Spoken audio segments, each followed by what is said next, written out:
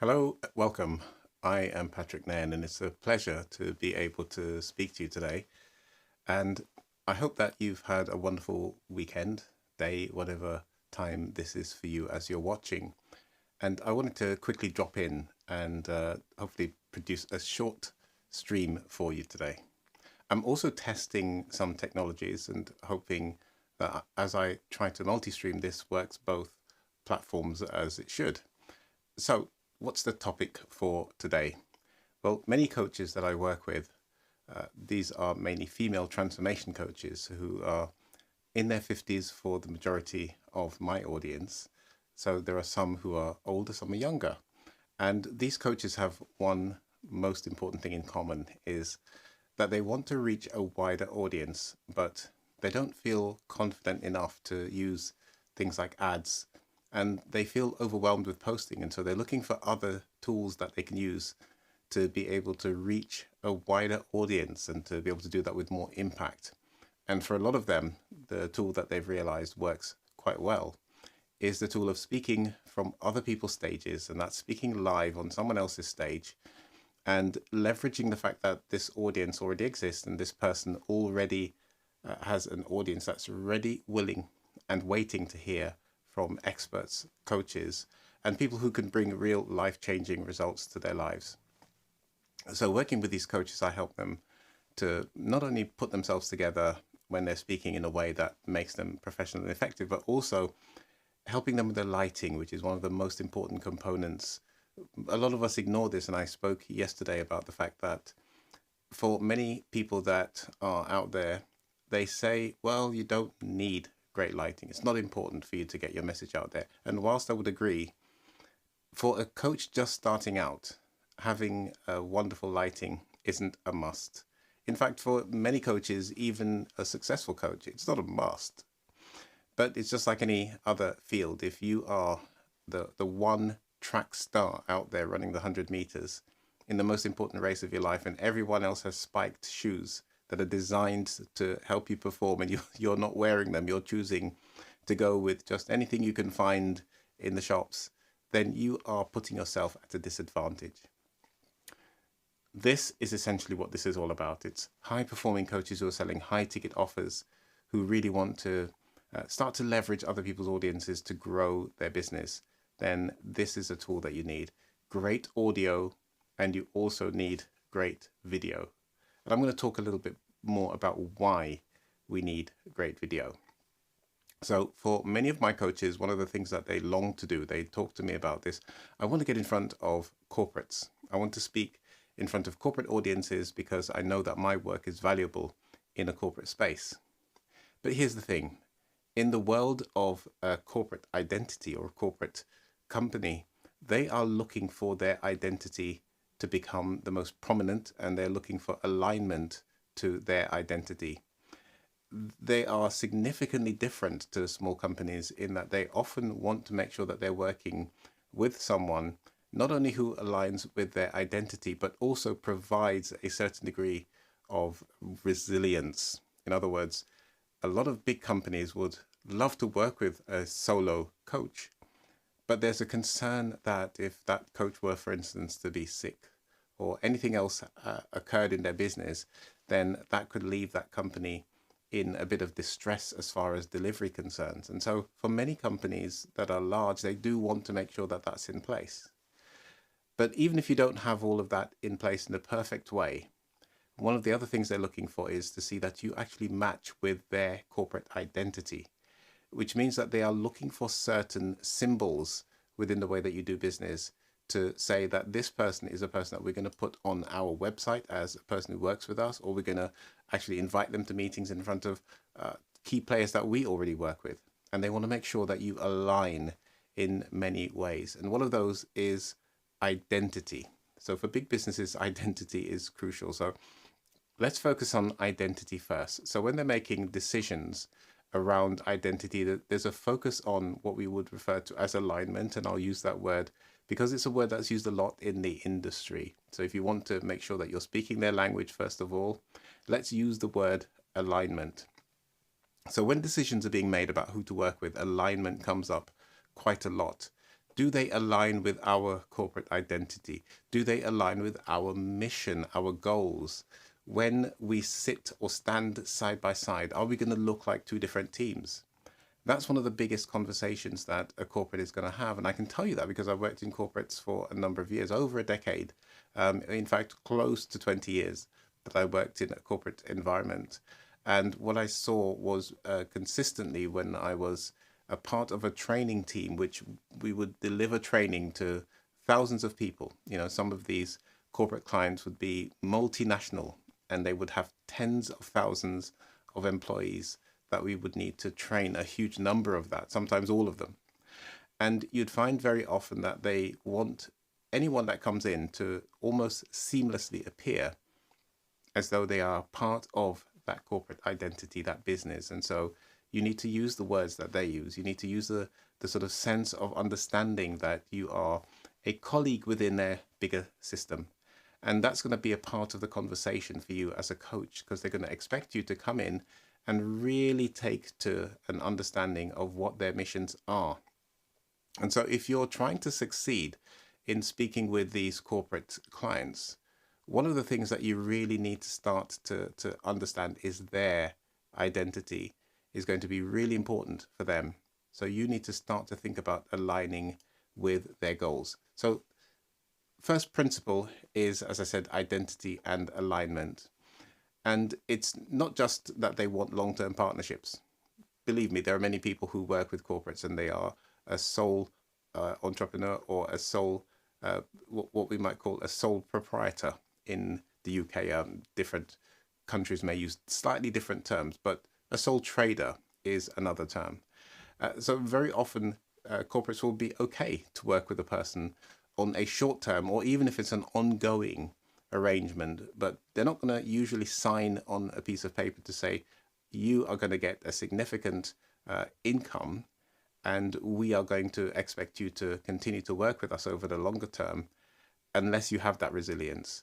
So just remember that the first part of that identity and alignment is going to be with the sense of resilience. So if you're a sole coach and you probably have other people that work with you, now we're looking better at that. But one of the things that they want to see if you were to turn up to a meeting is that you're not just by yourself. They're looking for that, that boost of certainty and confidence that you are more than just one person.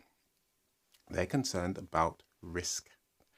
So the first thing that we want to do is make sure that if you have other people on your team and you're turning up to meetings, that you have your own identity and that you have your own branding and that you're going to sort of look very similar. So if you work with other coaches, you really want to make sure that when you get in front of a corporate client, you all, and this is, say, for instance, a Teams or a Zoom meeting, you all have that same background, that same lighting. You want to have that as your identity as well. But you want to make sure that your identity feels like it will connect with theirs and work with theirs. That's really important.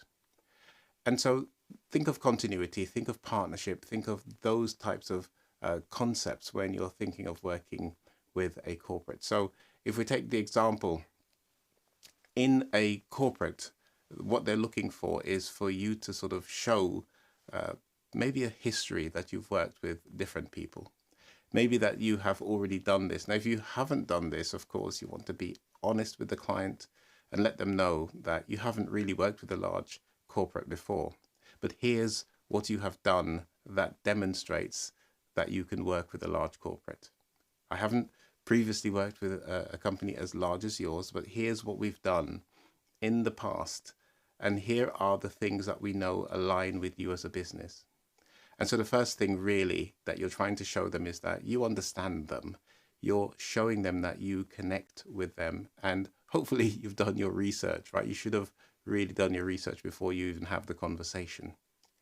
So the next thing that I want you to start to think about is a second principle, which is visual identity and representation. This is a term that I heard maybe about 15, 20 years ago when corporate was sort of, they were very well established, but they were growing. They were taking on more companies to under their role, under their umbrella. They were taking on more companies and they were building and growing, because one of the ways that companies grow a lot is through corporate mergers. And so what they wanted to do was to bring in a lot of people who were going to effectively maintain the sense of a new identity, a different identity, which is aligned all the way throughout, because you're bringing on a lot of people. They need to understand the new identity of that organization. And for you as a coach working with a lot of these larger companies, you need to understand that you have your own visual identity and your own standards, which include how you present yourself both online and in person. However, because we're talking about the live online experience here and keeping things really simple for you to be able to go live online, how do you communicate yourself with your lighting? How do you show that you're serious with your lighting? I was at a meeting recently where there was someone who clearly you could see the laptop was sort of pointing up at them, and that creates a particular look as if they're leaning backwards, and the wide angle of the laptop creates certain exaggerations. So the top of your head looks a little bit narrower than, say, for instance, your chin or your jawline. And this was distorting the person's presentation, and the lighting was just not that great. And so it made it very difficult to just concentrate on having a conversation.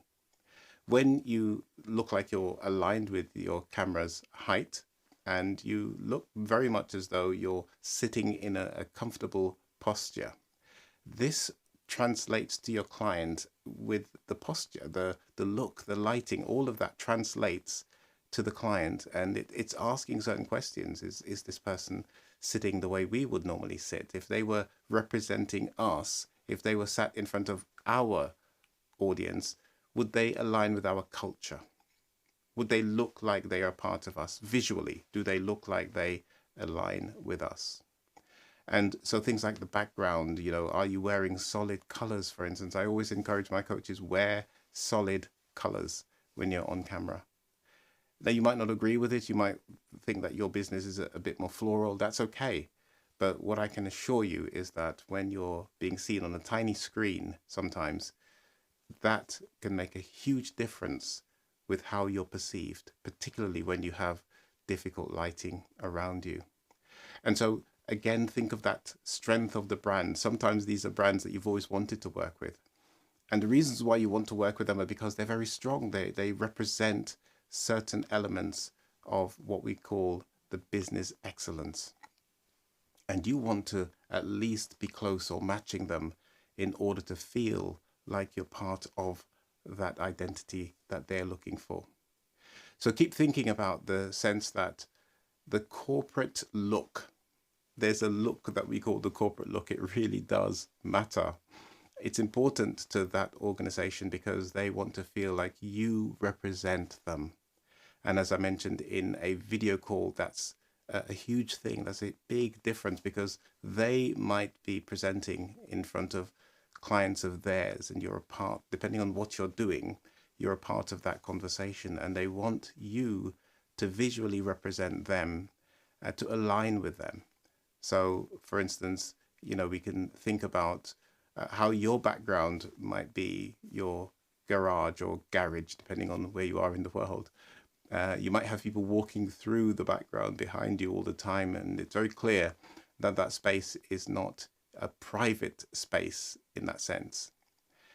Very often, a corporate client may be concerned, are people overhearing the conversation?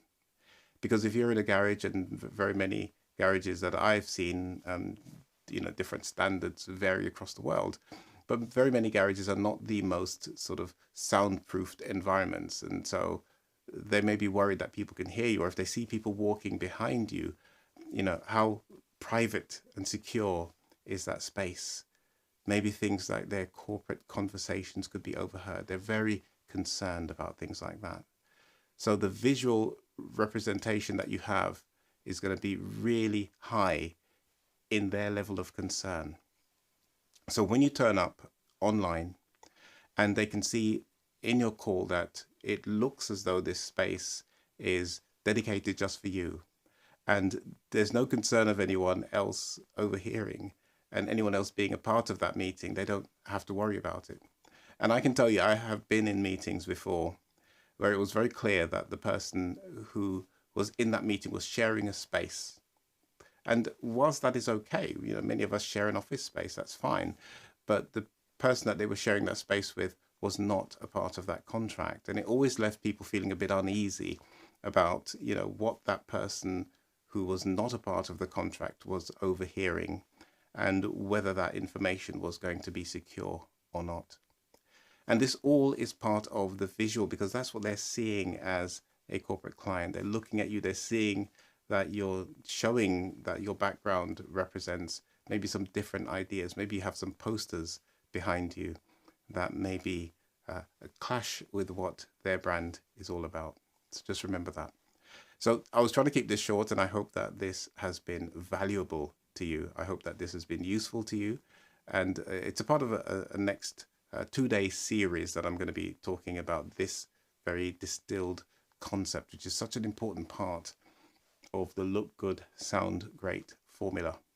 And speaking of the look good, sound great formula, I'm going to be just reminding you that upcoming on May 29th, May 19th even, 29th, I don't know where that came from, but on May 19th at 4 p.m. British summertime, I'm going to be running a live event, which you're welcome to join me and join our guest speaker who specializes in the speaking side of things. I specialize in putting lots of packages together about how you look and sound.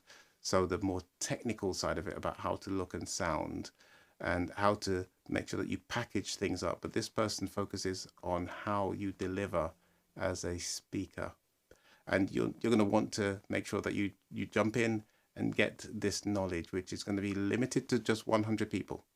And the reason why is because there's not enough of us to go around to really support you when you're there, because this is like a live workshop. We're going to be answering questions live and giving you feedback live, but giving you something that you can work with and take away. So I'll put a link somewhere for you to find exactly what this is all about. And I'd love to see you there, as will my guest speaker. I don't want to say too much. I want you to go and look up the guest speaker and see who it is that you're going to be so fortunate to be able to spend time with. That's all I have for you today. And I'm really grateful. I want to just say this again. I am never taking for granted the fact that you have chosen to spend the time, whether you're joining live or you're watching the recording. The fact that you have given up some of your time, which is the one commodity we can never get back, to come and spend it with me, learning from what I have to say, what I have to share. I am really honored, and I'm grateful that you have given me a sense of completion in that cycle, that I've learned so much over the years and delivered so many live online trainings. And as a teacher, as a photographer, as a person who's been involved in sales and helping other people, I'm so grateful to have the opportunity to give back. But as always, thank you very much for joining me, and I leave you in peace. See you soon.